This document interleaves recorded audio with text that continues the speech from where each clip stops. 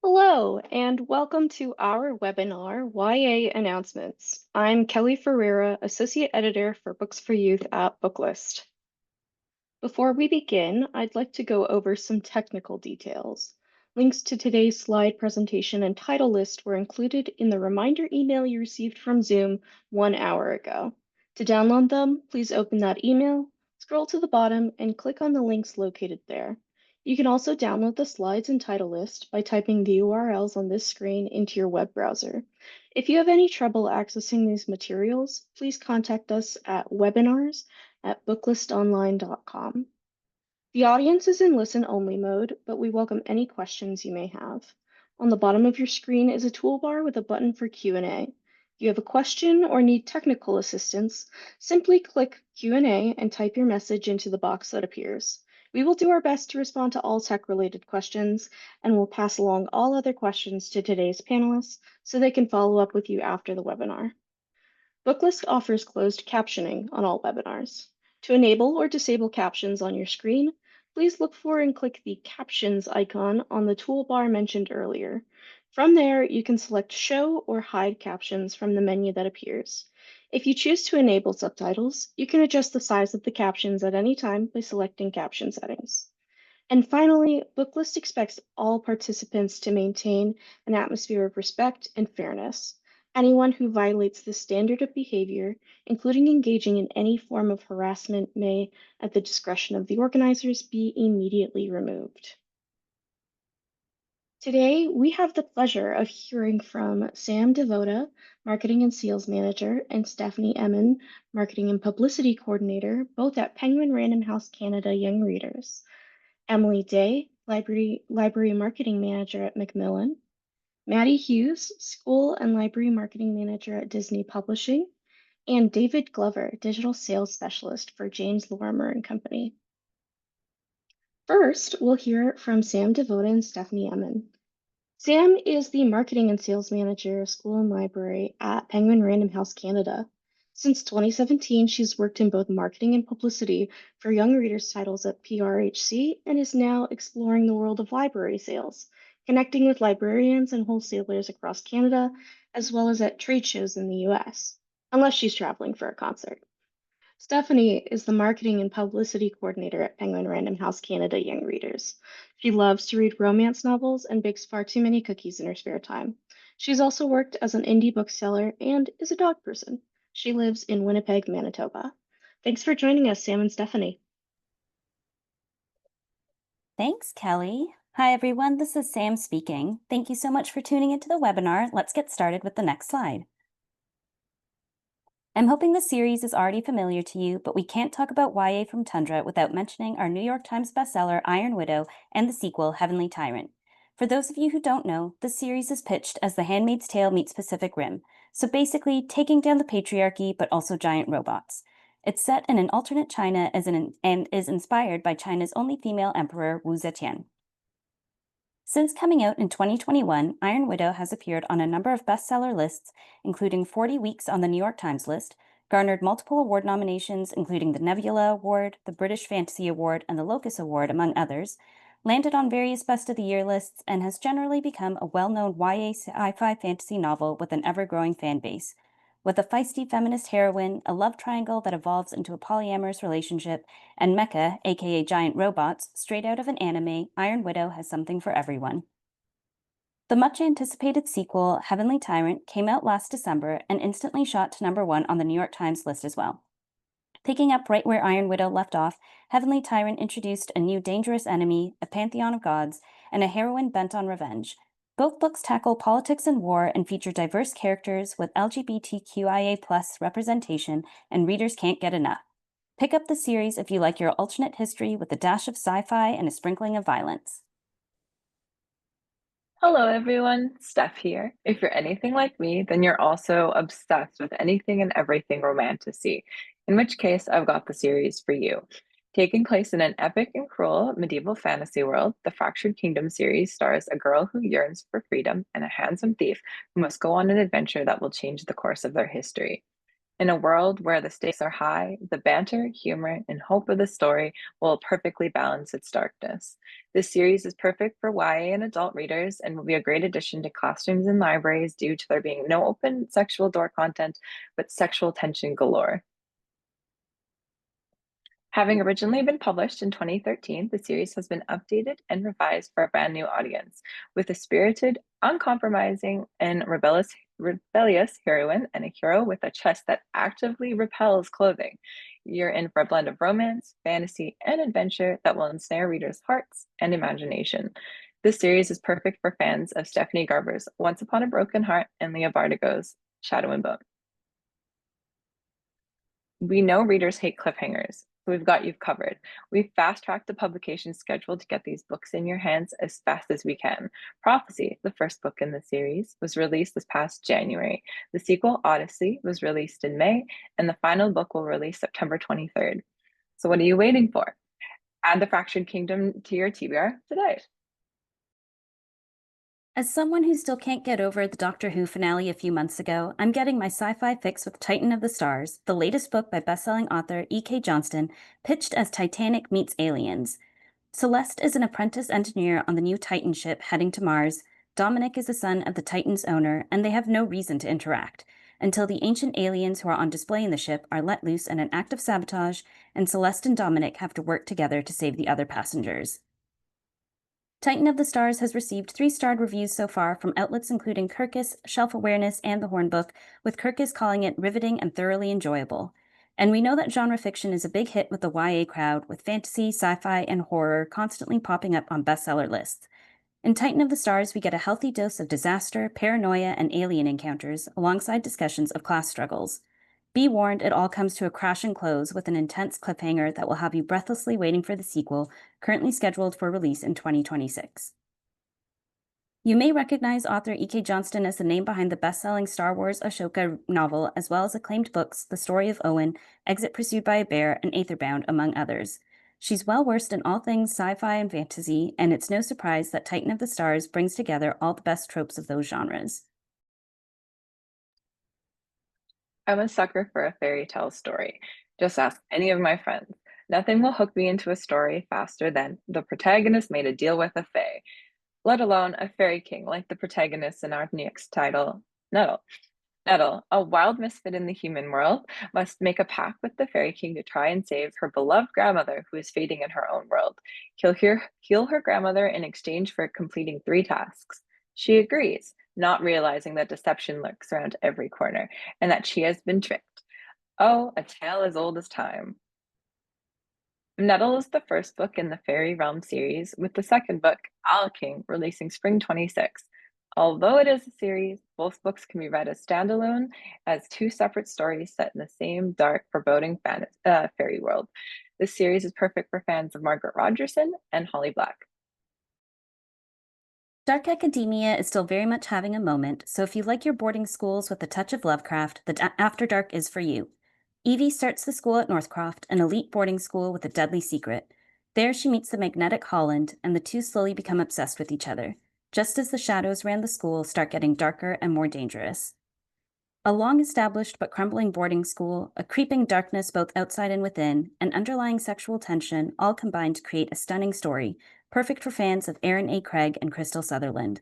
The looming woods, inspired by the old-growth forests in British Columbia where the author lives, is just as much of a character as Evie and Holland, giving the After Dark a horror twist that will appeal to anyone who loved Wilder Girls. Author E. Latimer got her start on Wattpad, where she had over 100,000 followers and over 20 million combined reads. Her middle-grade novels with Tundra, The Strange and Deadly Portraits of Bryony Gray, and Escape to Witch City, both did well, but YA is where E. Latimer shines.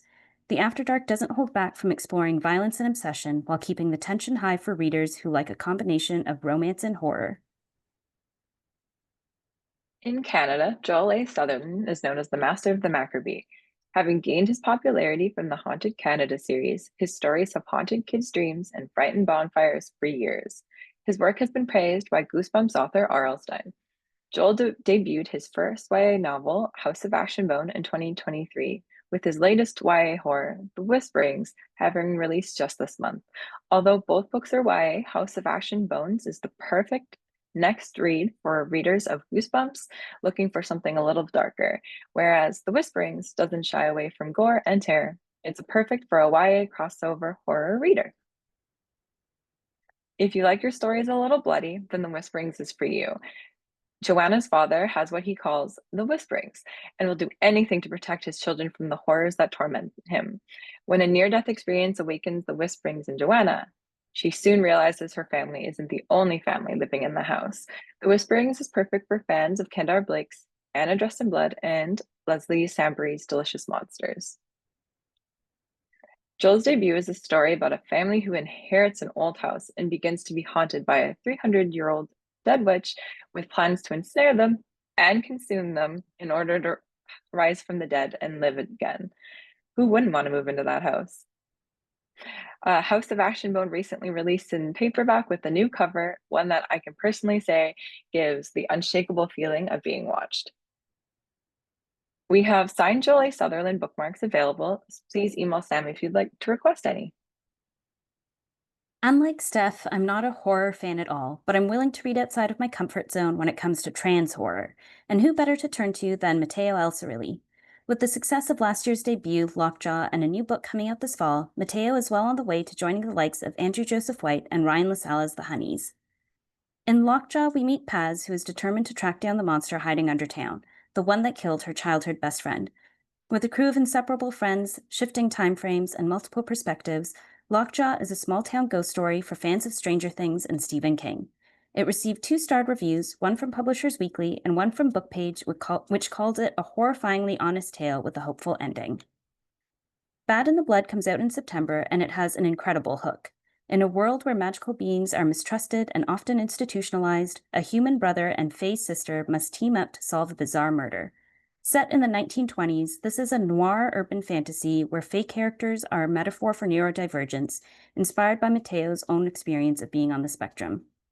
Having already received a starred review from Kirkus, Bad in the Blood is perfect for fans of Holly Black and Maggie Stiefvater who are looking for a wholly unique and engaging narrative. We have signed Lockjaw-themed book plates that we would be happy to share. Please email me if you'd like to request any. Alongside my love of romantasy, I've spent my summer devouring contemporary romances, which is why I'm very excited to introduce you to Jackie Calalay. Jackie debuted in 2023 with her first book, Something More, a coming-of-age story perfect for fans of Jenny Han's To All the Boys I Loved Before. Or, since it's still summer, and I know you guys are keeping up to date with all the new episodes, The Summer I Turned Pretty. Team Conrad, am I right? Jackie's second book, You Started It, released this past spring and is what Becky Albertalli calls honest, wise, and wholeheartedly romantic, starring a cast of endearingly flawed characters who feel like real friends. I've always been a sucker for a lovable extrovert and a I hate everyone but you introvert storyline. Talk about swoony romance. Jamie Talley Foster has big plans for her senior year. She's made a list of things and places her and her boyfriend, Ben Cameron, need to check off before graduating. But then Ben makes an unthinkable announcement. He wants to break up.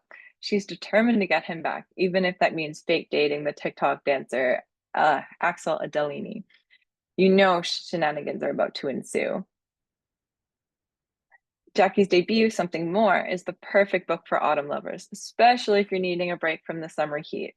Meet Jessie, a quirky loner obsessed with the 90s who is diagnosed as autistic just weeks before starting high school. Determined to make a fresh start and keep her diagnosis a secret, Jessie creates a list of goals to help her navigate her first year of high school, but eventually finds a world where things are no longer black and white and quickly learns that living in color is much more fun.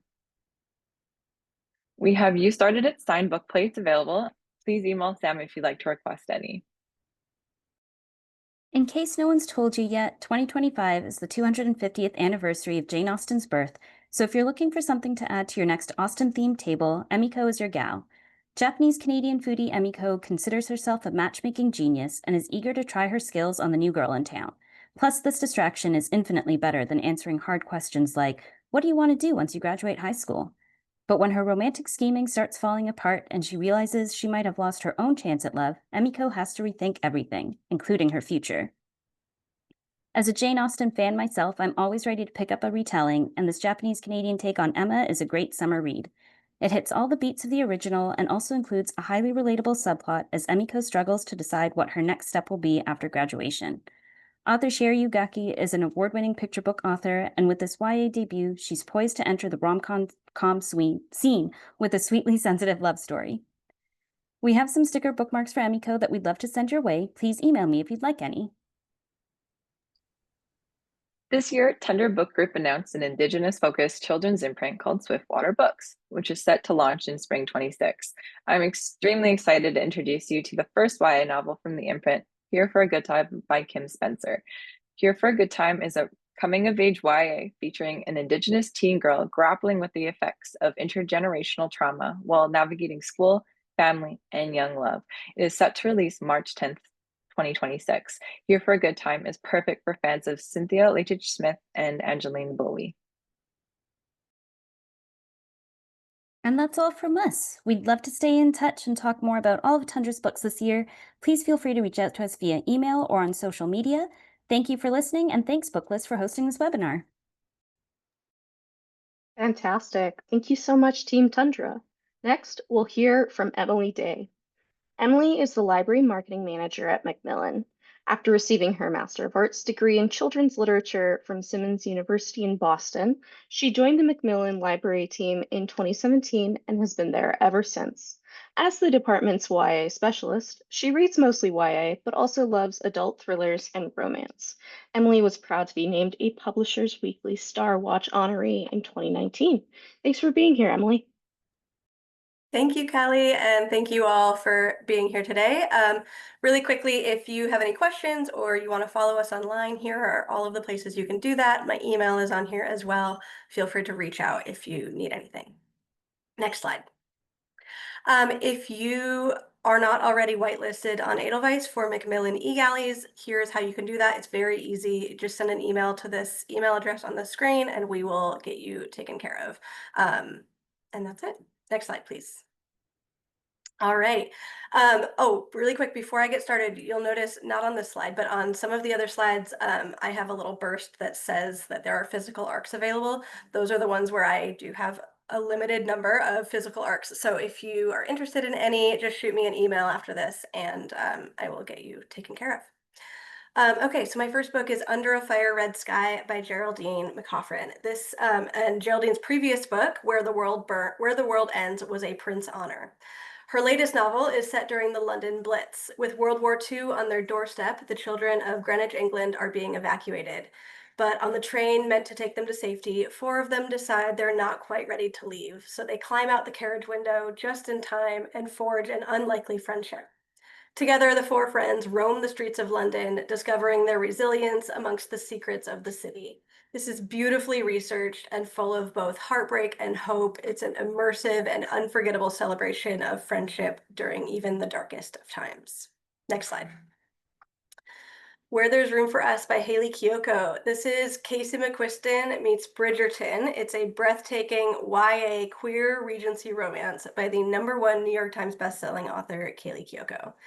Outspoken poet Ivy moves from New York to an English estate after her brother inherits it, trading her lively life for high society. Freya's life is planned. Marry a wealthy lord for heirs and noble status. But an unexpected date with Ivy sparks a connection, changing everything. Inspired by Hayley's own romance and classic favorites like Little Women and Pride and Prejudice, this is set in a world where society's expectations are everything, but love is so much more. Next slide, please. A Fate So Cold by Amanda Foody and C.L. Herman.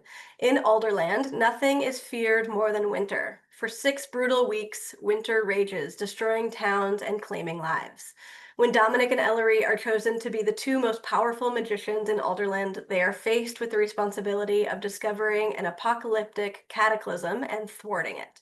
Icy natural disasters, political unrest, and forbidden romance complicate an already seemingly impossible task. And when they discover a darker truth, they'll be forced to choose the world or each other. Next slide, please. Witchlight by Susan Dennard. Paths converge and prophecies unfold as the fate of the Witchlands is decided in this epic, highly anticipated finale to Susan Dennard's New York Times bestselling Witchlands series. The Witchland series has been selected as a Book of the Month by Goodreads and Amazon, a YALSA nominee, a Locus Award finalist, a Reader's Digest all-time best book series for teens, and the winner of the 2019 Dragon Awards Best Young Adult Novel. Fans are passionate about this series and will be ecstatic about this conclusion, while new fans will be ready to dive into this series now that it is complete. Next slide, please. My Roommate from Hell by Cale Dietrich. This is a really fun one. Owen is going to college to achieve all of his goals, and the last thing he needs is a loud, obnoxious, and infuriatingly hot roommate, especially since that roommate just so happens to be literally the Prince of Hell. Prince Zarminus has come to Point University for the first ever Earth-Hell exchange program, and he's determined to make the most of it. But his image needs some work, and so he asks Owen to be his fake boyfriend and teach him how to be a better human in exchange for an internship that will secure Owen's future. A deal is struck, and the two start pretending to be in a relationship where they each have agendas of their own. But Owen has a secret. Dating his mortal enemy, even if it's fake, is the most fun he's ever had. Next slide, please.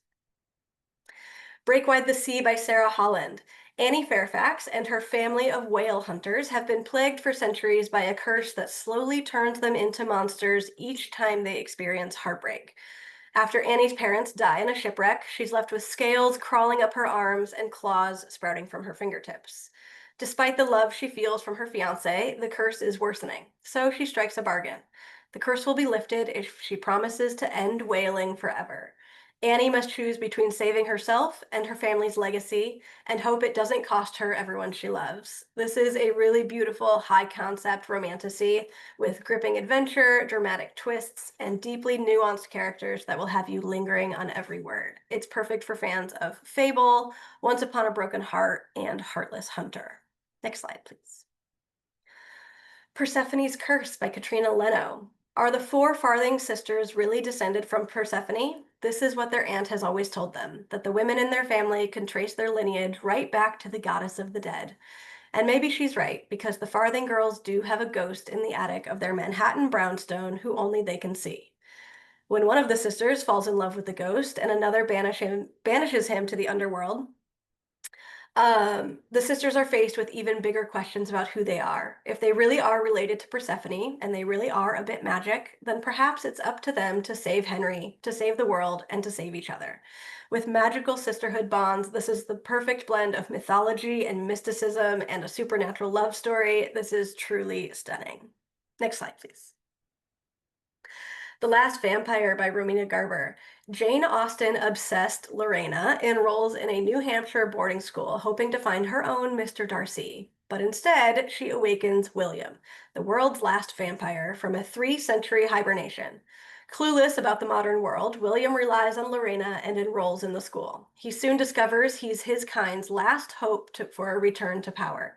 Torn between protecting humans and fulfilling his destiny, William must choose, sacrifice his species for love or embrace his dark fate. This is Crave meets Pride and Prejudice. It's a thrilling romantic fantasy filled with romance and intrigue. Next slide, please. Oxford Blood by Rachel Featherstone Davis. Ava has one dream, to study English at Oxford University. But when Eva and her best friend George are invited to interview week, they find themselves in the cutthroat, ultra-competitive world of elite academia, and at the center of gossip on the anonymous student forum called Oxford Slays. When Eva finds George dead on the steps of a statue in the college, she knows that he's been murdered, but all eyes are now on her. Can she clear her name, catch the true killer, and win her place at Oxford? This is Ace of Spades meets The Secret History in this riveting murder mystery thriller packed with narrative twists and turns, complex and appealing characters, and a captivating, authentic setting in its searing examination of the true cost of privilege. Next slide. The Swan's Daughter by Roshni Chokshi. Cursed to die if he marries, Prince Eris's only hope is real, true love. He seeks an honest bride amidst a tournament of eligible, lovely, and possibly murderous bachelorettes. With the help of Demelza, a Veritas swan whose song reveals truth, together they must find the courage to pursue a life worth living. This is a cozy romance with darker elements, perfect for fans of The Cruel Prince and readers that grew up reading Ella Enchanted. You will fall headfirst into this gorgeous world. Roshni Chokshi intricately weaves a tale of magic, self-discovery, and love against a backdrop of an enchanted kingdom cursed by an ancient sea witch. Readers will be immersed in a world of dazzling feasts, puzzling menageries, and treacherous romance. Next slide. Dead Fake by Vincent Ralph. Deep fake murders have taken over the high school, but what happens when they start to become real? When a new craze takes over Bleak Haven High, Ava Wilson refuses to join in. As the niece of an infamous murderer, it's the last thing she needs. The mysterious website allows people to view their own death, an AI-generated version of their final slasher movie moments. But when some of her classmates' deepfakes are replicated in real life, Ava will either catch the killer or be the next victim. This is the start of a really fun new series featuring the town of Bleak Haven. Each book takes place in a different decade and uses the lore and horror of the town as backdrop.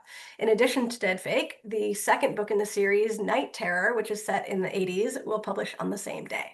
Next slide, please. Heart's Gambit by J.D. Mayall. For centuries, the Baldwins and Davenports have been sworn enemies due to a curse from a powerful witch named Sabine. She granted their enslaved ancestors, Venus Davenport and Titus Baldwin, freedom, immortality, and magic at a steep price. Once a generation, their families must offer a competitor for a magic duel to the death to feed Sabine's immortality. This generation, Emma Baldwin, a wish spinner, and Malcolm Davenport, a maker of illusions, are chosen. However, upon meeting, sparks fly, and they begin a secret romance, fighting their cursed urges to harm one another. To be together, they must end the curse. This is the kind of magical escapist fantasy that will immediately draw readers in with its lush world building, magnetic romance, and high-stakes concept. Next slide, please. They Call Her Regret by Chanel Desamore. Simone's 18th birthday / Halloween party at Doll's Head Lake was supposed to be filled with spooky pranks and scary stories told by the fire, including the legend of a local witch named Regret. But the party turns sinister when Simone's best friend Kira dies under questionable circumstances. The witch appears and offers Simone a deal. Free her from a curse trapping her at the lake to revive Kira and erase Simone's regrets. Failure means Kira dies permanently, with Simone framed as the killer. This is for fans of Tiffany D. Jackson and Kosako Jackson. This is a page-turning read with all the ingredients that make speculative thrillers in this genre successful. Next slide, please. The Fall of Iris Henley by Jennifer Graham. Iris Henley's life is ruined by an anonymous post accusing her of murdering her boyfriend, Rocky, and her ex-best friend, Lynette. And just like that, she loses everything: her reputation, her friends, her college scholarship, and becomes the prime suspect. But Iris didn't do it, and now she must prove her innocence and find the real killer before it's too late.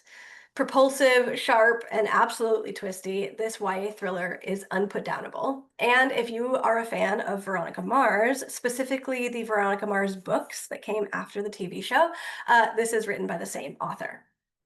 Next slide, please.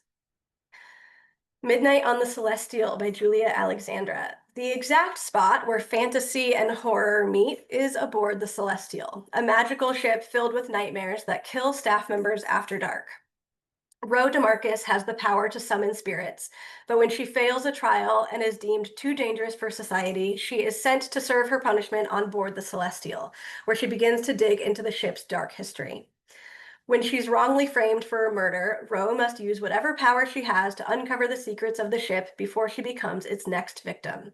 Magic, intrigue, and romance fill the pages of this immersive debut that will take you on an extraordinary voyage beyond your wildest dreams and darkest fears. Next slide, please. In Time with You by Kristen Dwyer. If you love reading books that make you sob, like You've Reached Sam or If I Stay, this gripping speculative romance is your next read. Neve blames herself for her boyfriend Carter's death after he drowns, saving her, and his best friend Max also holds her responsible.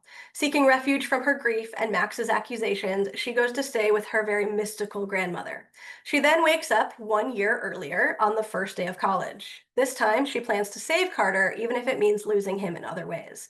However, she finds herself drawn to Max in ways that she never expected. With life and death stakes, palpable emotions, and magnetic romance, this heartbreaking story of love and loss will draw you in like no other. Next slide, please.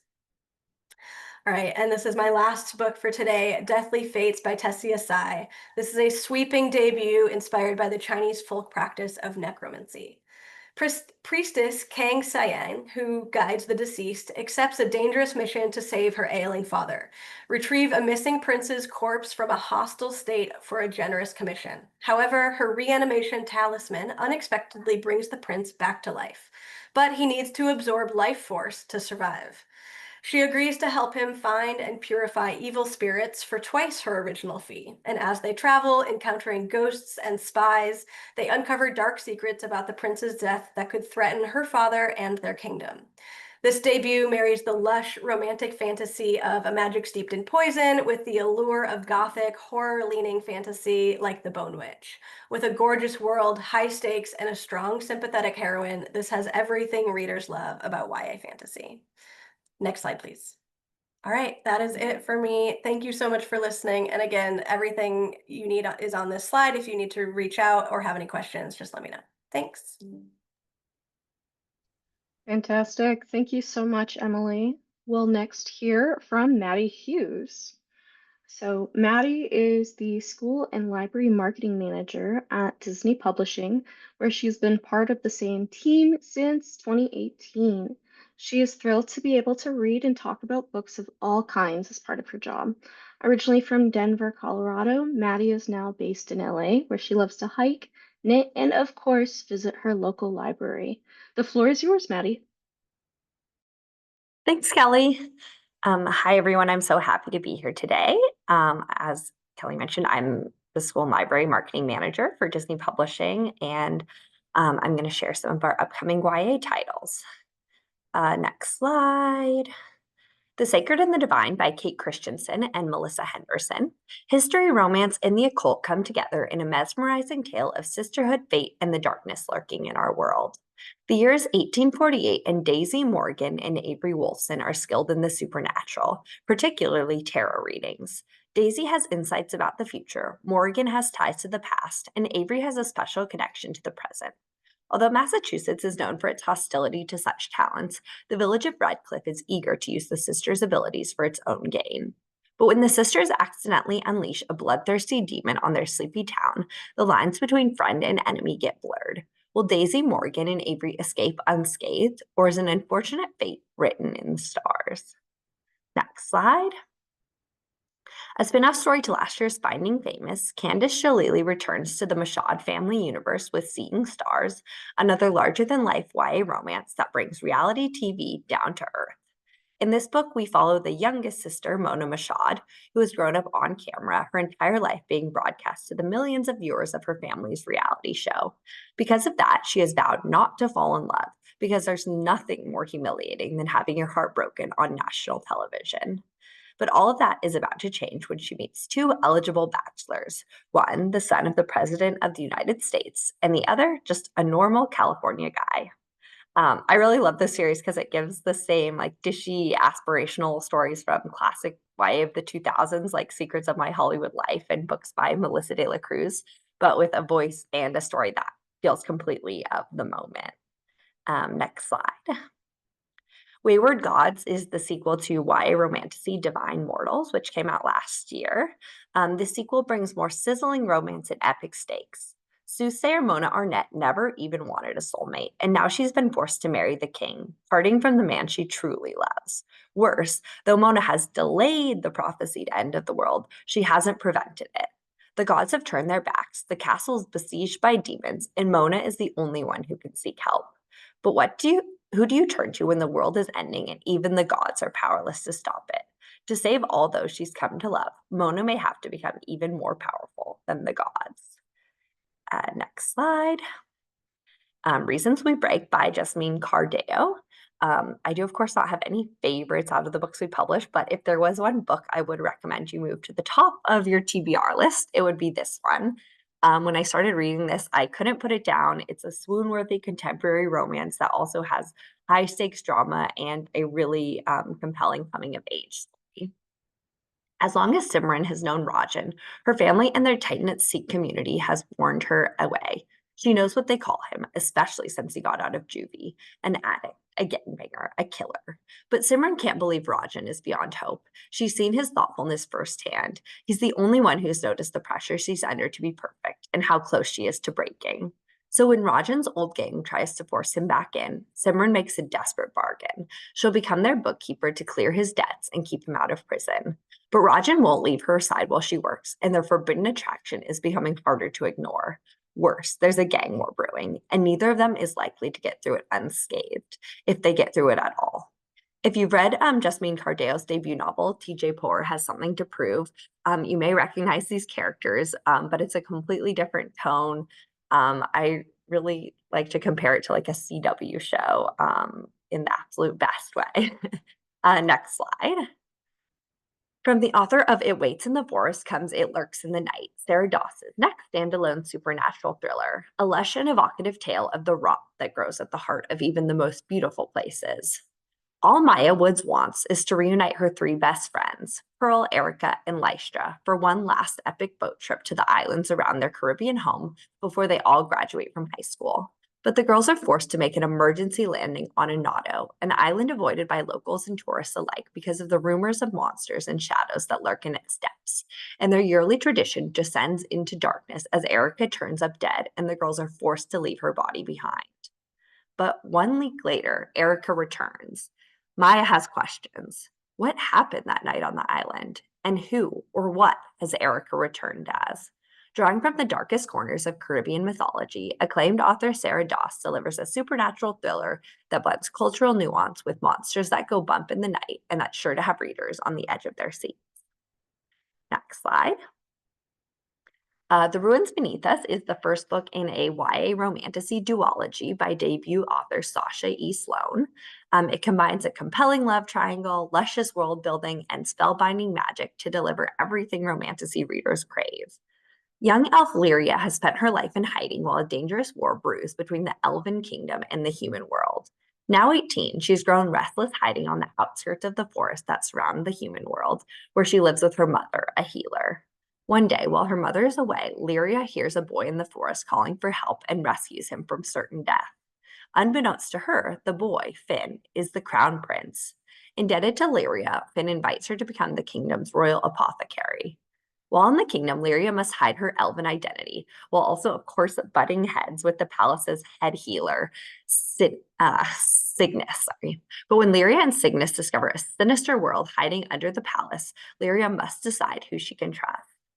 This is the first book in a planned duology that is perfect for fans of books like Lightlark and Akatar. Next slide. Hunting the Strange by Caitlin Cavalancia is the sequel to Mystery Royale, which is an excellent entry in the solve clues and puzzles to receive a mysterious inheritance genre. I'm not sure. I was trying to think of what a more succinct name of this is, but I couldn't think of it. So if anyone has an answer, please let me know. But I love this genre so much. It's perfect for fans of the inheritance games, but not an exact comp because there is an added magical twist in these books. I don't want to give away any spoilers if anyone hasn't read the first book yet, because I highly recommend you read it for yourself.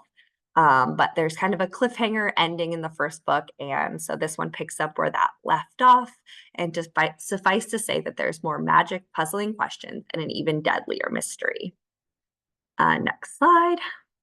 Body Count is a feminist horror novel from Cody Crowley, the author of Here Lies a Vengeful Bitch. This book is perfect for fans of movies like Jennifer's Body and campy slasher fiction. 7 years ago, Sunday Valentine made a deal with a monster she met at the bottom of a motel pool. She didn't know the wishes he offered had a price, or that the third wish, the one she still hasn't made, will cost her life. Back then, she barely escaped Wildwood alive. Now, the cheerleaders and football players are headed to the Jersey Shore for prom weekend, leaving Sunday no choice but to return to the scene of her sun-bleached nightmares. Sunday tries to forget, throwing herself into rides on the pier, the tequila-fueled dance parties, and the guitar-strumming girls she can't quite look away from. She hopes the beast has forgotten too.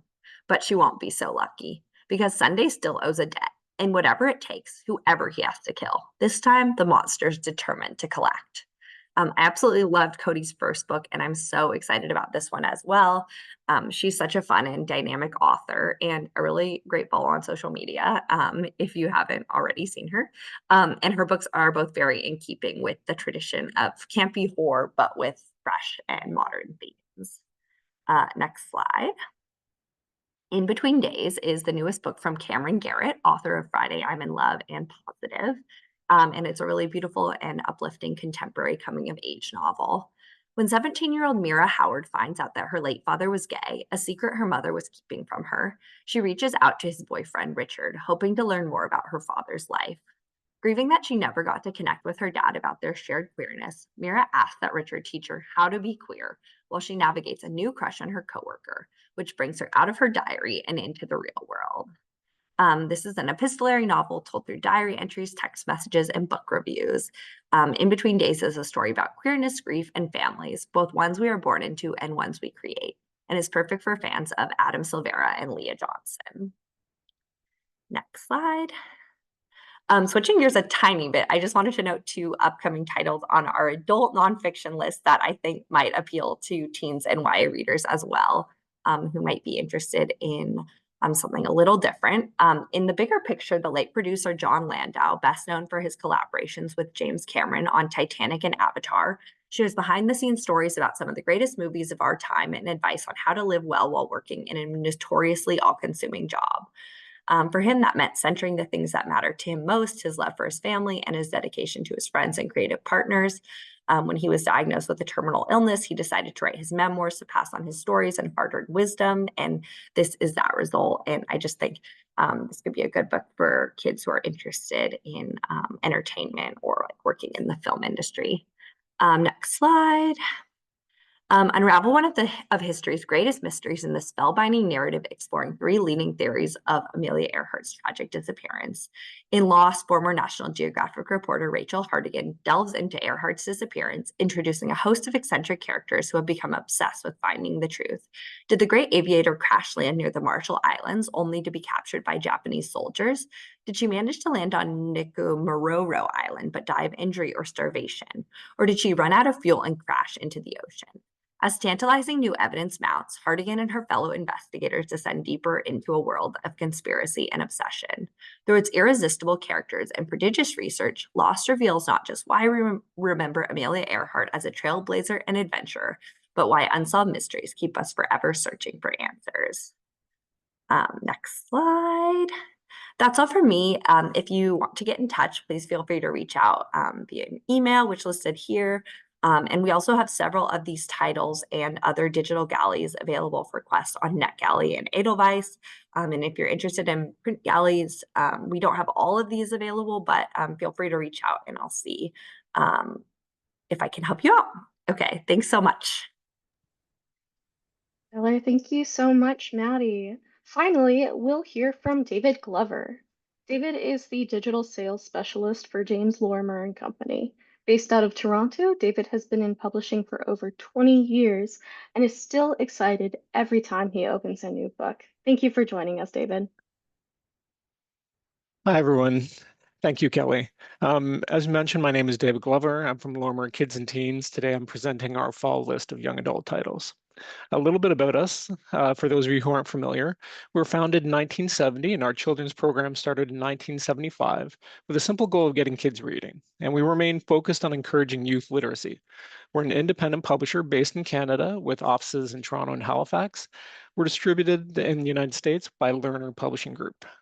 We believe that every young person can become a reader if they're just given the right book that appeals to their interests and ability. We also believe that every reader deserves to be represented. We publish books with a broad range of protagonists, facing situations that reflect the very diverse experiences that are faced by readers. Our authors bring authenticity to our books, writing about situations and experiences that they understand intimately and can speak to with sensitivity and wisdom. Our YA fiction is essentially high-low titles, featuring very accessible language, paired with situations and topics that are entertaining and interesting to older readers. The books are realistic with appealing characters who are facing exceptional circumstances that force them to grow and mature. The books are inclusive in their approach and topics. Some members of the public might think that because a book has an LGBTQ plus character or characters from a diverse background that the book must be edgy, but these books are not. Our main characters have realistic problems and challenges with family and their peers, but they also have love and support in their lives and learn how to have healthy relationships in the course of the books. Our first four titles are standalone YA fiction and have themes of responsible decision-making, tolerance, environmentalism, and activism. And my first title is Hacking Heartbreak by Kevin Herron Jones. Hacking Heartbreak is a realistic depiction of the life of a teen and a story of infatuation, social media, and learning about communication and relationships. Baron is a young computer whiz with a passion for hacking, and when the girl of his dreams starts taking an interest in him, he falls for her hard. Kiana sees their dates as more casual than the love-struck Baron, but everything seems to be going well. But when Baron sees her on a date with another guy, he is angry and hurt, and he hacks her school and social media accounts. Social media expectations around masculinity and blackness are behind a lot of Baron's negative emotions, and they add fuel to the fire. As jealousy fades and reality sets in, Baron realizes the seriousness of his actions. Knowing regret will never be enough, Baron races against the clock to fix his mess. In the end, Baron takes responsibilities for actions both at school and with Kiana, who understandably felt very betrayed. Baron has to come to terms with the fact that being sorry just doesn't make everything better. My next title is My True Colors by Mike Lovett. In many ways, all of you out there in the audience are on the front lines of the recent conflicts around diversity. This book was written in the context of the anti-sexual orientation, gender identity protests that have been happening in the US and in Canada. I believe the message of this title is important, showing that there can be a way to move from intolerance to acceptance. This story delves into the spread of hate and misinformation within family and communities.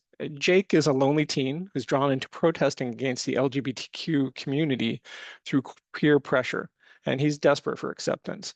He's a sensitive soul at heart, but he's isolated and he's really seeking some social connection. But things begin to get out of hand for him, with consequences looming after a violent confrontation with a member of his school's gender sexuality alliance. People are starting to have ideas about Jake and who he is in light of these actions, and he doesn't like who they think he is. When Jake learns that a key figure in his life is transgender, he starts on a journey of questioning his beliefs. He finds that he has more in common with members of the LGBTQ plus community than he ever expected. He finds a way to open himself to positive, life-affirming relationships. And this is a sweet story. And there's also a romantic subplot with an old friend and a potential girlfriend who encourages Jake to be who he really is. My next book has a lighter touch, Migraine Style by Leah Bedia. I'm not sure how many of you are fashion fans, but the environmental cost of looking good has never been higher, with fast fashion leaving a giant environmental footprint. In this fun book, Pearl tries to show her friends how you can save the planet and look good doing it. Pearl is passionate about style on the planet, and she's not settling for boring, throwaway trends. When her school's fashion show rolls around, Pearl's ready to show what's possible with upcycled one-of-a-kind designs. But not everyone's on the same page, especially her friend Carrie, who's all about the latest fast fashion hits, and who's a bit of a bulldozer most of the time. As Pearl gets creative and pushes her sustainable vision, she discovers that making waves is trickier than she thought. With a lot of heart and a little help from her friends and family, she just might be able to make change happen her way. A big part of this book is about navigating disagreements with friends. All right. My last standalone title for today is Set Her Up by Kaylin Beard. This is an empowering story about claiming your own space and finding allies. Mackenzie, our main character, lives and breathes volleyball. But when she comes out, her passion for playing is challenged by the homophobic behavior of her teammates. With the help of her friends, Mackenzie sets out to establish a queer positive league. The league will celebrate diversity and be somewhere, a safe place. But there's pushback from the school and friends, and Mackenzie and her allies find a way to establish the league in their own space and on their own terms, learning a lot about empowerment, activism, and community in the process. And with community comes connection, like the connection Mackenzie discovers with her new crush, Brooklyn. While this book is not a romance story, it is a story with a little romance. My next two books are in a series, the Real Love Collection, for LGBTQ plus teens looking for romance novels in which their gender and sexuality are reflected in relationships. We offer the Real Love Collection. It's a sweet, wholesome, and inclusive set of romances. Next slide, please. These titles are warm and uplifting, realistic love stories where our main characters face challenges, experience growth, find love, and their happy ending. The result of this has been praised from reviewers, readers, and educators. The authenticity of the titles and the sweet, engaging nature of the stories has made these books an important addition to many libraries. Our authors are all diverse members of the queer community, and they're writing in a world that they know. The most common sentiment I hear from our authors is that they're writing the books they wish they had as a young queer person. And first up, Dogs Don't Break Hearts by Nathan Burgoyne. Our main character, Beck, has had his heart broken by his ex, who's a major gaslighter. They share a friend group, and after the breakup, he feels isolated and alone, convinced all of his friends are taking sides with his ex, Mason, which is, I think, a feeling many people can relate to. Trying to stay away from Mason, Beck starts volunteering at a dog rescue clinic where he meets Oliver, the very guy his ex cheated on with him, and not to spoil things, but he is pretty cute. There are awkward moments and conflict, but eventually Beck and Oliver become friends, and he discovers that he wasn't the only one being deceived by Mason. Beck and Oliver bond over a special rescue husky named Coffee, and Beck learns about trusting people again and not just running away from his problems. And of course, Beck and Oliver fall for each other. Big themes for this book are the tangled emotions that come with first infatuations, gaslighting in relationships, and how to communicate better in all your relationships. Then we have Lonely and Happy Town by Christopher Mielke. In this romance for gamers, young queer teen Quentin finds himself falling for two different people. His coworker Celeste, who is a trans youth, and Mabel, the hedgehog, an online friend from an online social game, Happy Town. He's torn between these two relationships, never realizing that they're the same person. Along the way, Quentin has to deal with a challenging family life, a depressed father, absent mother, and insecurities around his sexuality. Celeste challenges Quentin to wake up and enjoy real life, not just his gaming life.